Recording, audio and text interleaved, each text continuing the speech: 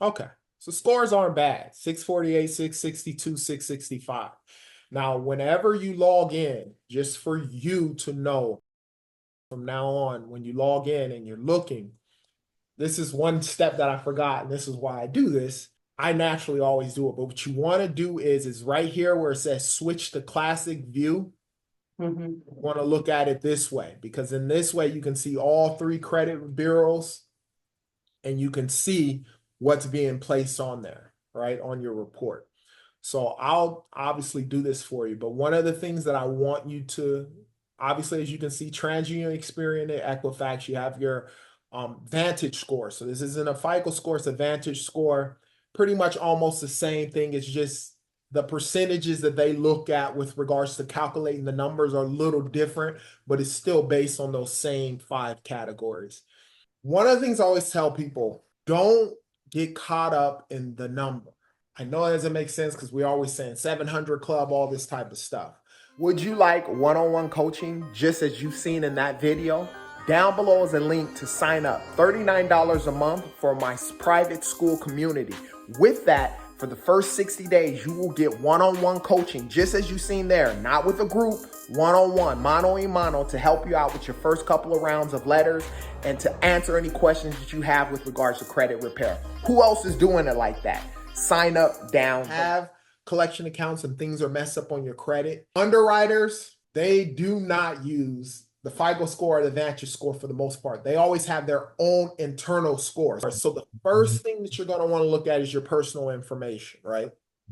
Across the board, in your case, there's two different names. So TransUnion uses the middle name. I guess it may be a middle name of yours. Experian and Equifax doesn't. Well, what's on your ID card? So when you apply for credit, do you put Marie or do you not? No, I don't put Marie. Okay. So a lot of times, the only reason why some of these creditors will have different names and so forth is sometimes it's by human error. So if you go to a car dealership and you know how you're filling out the credit information and they're typing it, sometimes I'll see people's names completely different. And with mine's, I've had it different. A lot of times that's how they'll put it. So if they input it and they're applying for a credit card, they may put Marie without an E on accident and you get approved for something, it'll pop up here. So one of the things you want to do is, depending on what it is, so I always tell people, if you're applying for credit, if you do just your first and last name, then that's what you want to put on every credit thing and never give them your middle name. Now, if a debt collection company is trying to skip trace you and trying to look up your information and they put that in there, then there's a possibility it could be added on there too. So if you're applying for credit or whatnot, always just go with and then make sure that the spelling's right.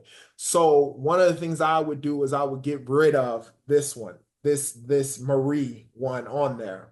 And the reason why is because when applying for credit in general, if you have different names on there and they actually apply for credit and you are approved for the credit or whatnot, they try and make it hard to take it off, because when it's off of your credit profile, when you dispute something, everything's done by actual verifying. And if it doesn't show it on there, then it makes it a lot easier. So you want one name across the board on all three.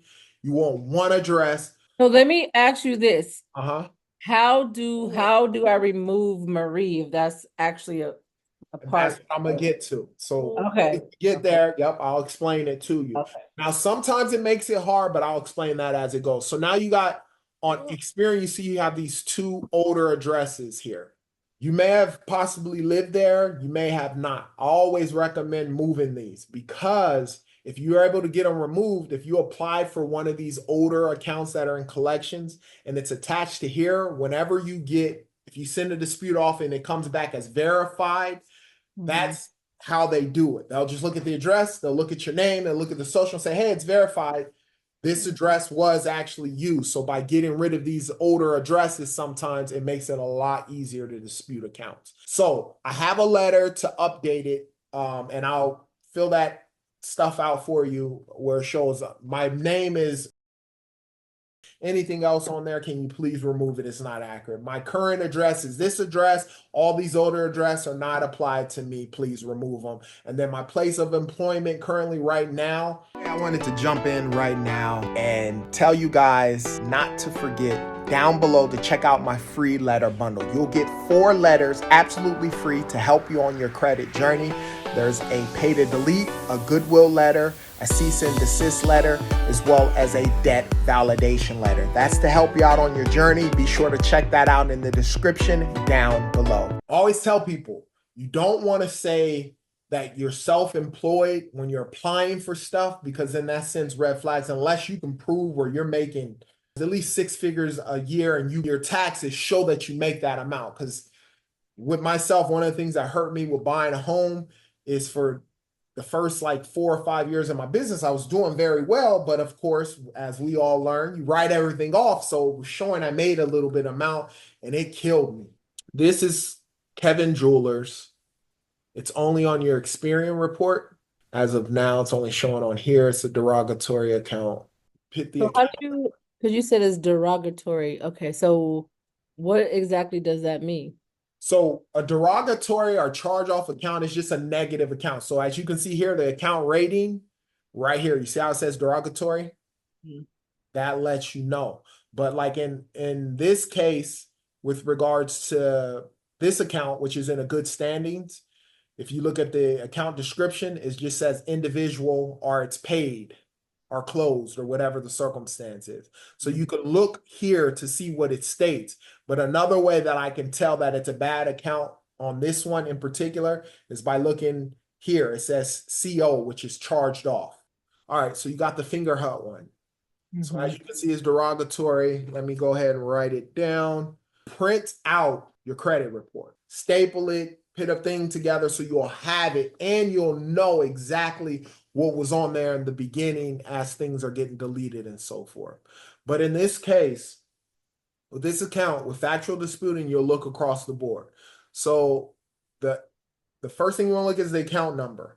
The account numbers, but there isn't no different account numbers. This is the easiest way to get it removed, but a lot of times they make sure they do that right. The next thing you want to look at is the date of last activity. This is the main one that a lot of people dispute because as you can see on TransUnion, it's in April, you got May, and then you got October. And then you got the 2019, 2020, and 2020. So this is one way that you could do it. And I would circle it just so you'll have it as you're seeing it. Then the date reported, these two are the same, this one's done, but I would circle it. Date reported because there's a discrepancy there. Date opened. As you can see, it has a 9th here, the 1st and the 1st. So I will circle this one. Balance owed, the same across the board. It shows derogatory all across the board, individual. This stuff, we don't really worry. Credit type, we don't worry about. Here, payment status, it's written correctly. So it's not really much you could do on that end. And then as you can see, it has the 0 balance. So in this one, we would have circled 3 issues. And so the first one I would attack is the date of last activity. So you don't want to do them all together. Okay. Put them all on there, then it gives them 30 days and be like, oh, this person's going to come after all these 3 things. Let's fix them up, update them, and then you won't be able to dispute it. What you're trying to do is catch them within that 30-day time span. And I know because when I used to work at my collection agency, I would get a stack of disputes. Eventually, I had a department, I had a guy who actually did it. But you'll get a stack of disputes.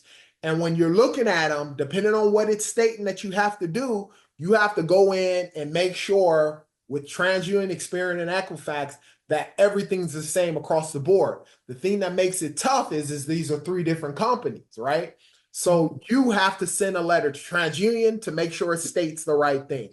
Experian, it states the right thing, Equifax. Now, you have 30 days to update that information. If it's not done within that 30 days, legally, they're supposed to remove the account off of your credit profile. Now, the whole verified thing is sort of kind of a stall tactic. And so depending on, it's almost like being an attorney. So once you sent that dispute off, and let's say you get your next month, you get it up and you see the date of last activity, maybe the dates were changed, but they're not the same across the board.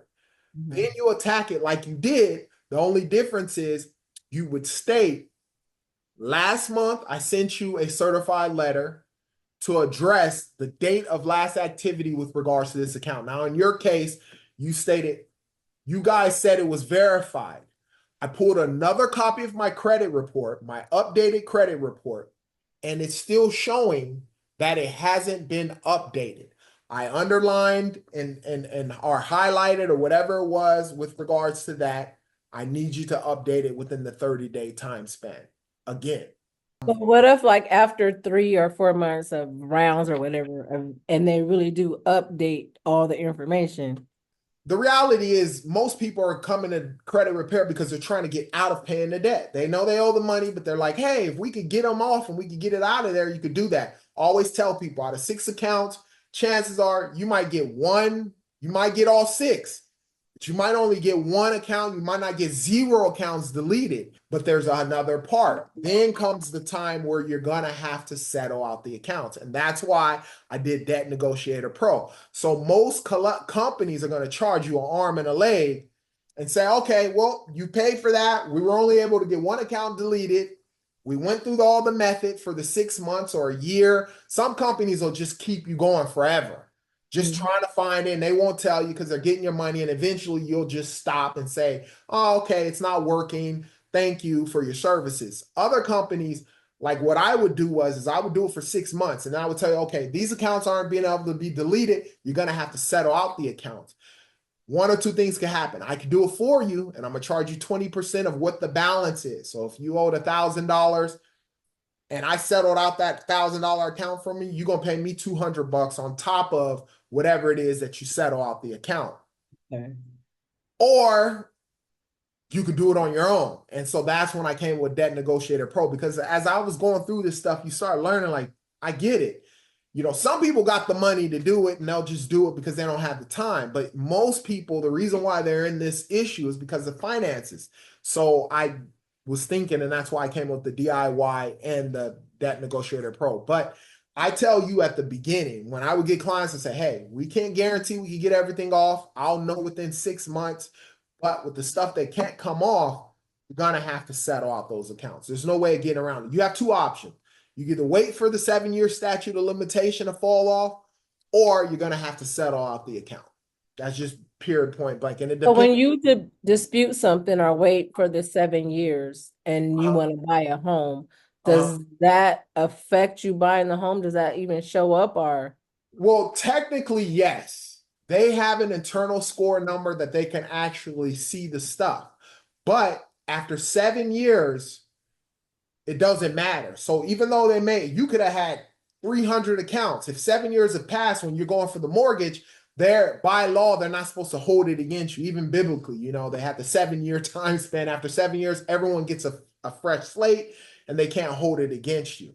Oh, well, okay. So where it says last payment, could you also dispute that if it wasn't the same across the board? Yep. So do you like this better than debt, the other thing you did? No, where you was the debt collector. To be honest with you, I weigh way more money as a debt collector, but I battle because I lightweight had to lie about a bunch of stuff to get people to pay, and I feel guilty. I feel really guilty. I did it for years too. We talking 15 years. And probably of those 15 years, I own my own agency for 10. I made money hand over fist, but I just feel guilty as time progressed. You know who I made the most money off of? Black people?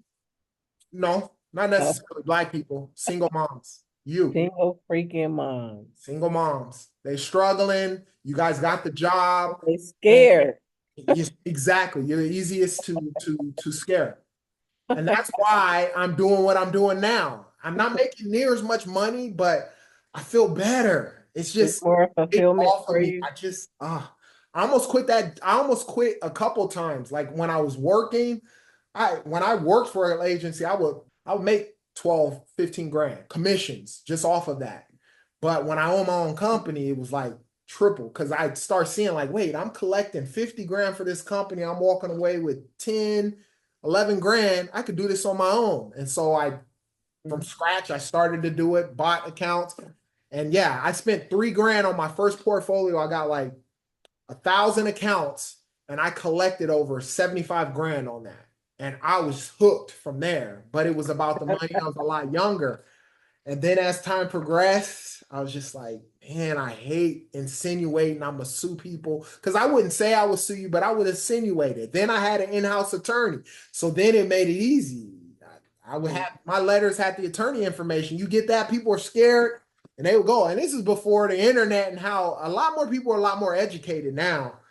You know who's the hardest to get the money from? In the beginning, I did say black people, but I'm gonna say people look like us. Nope.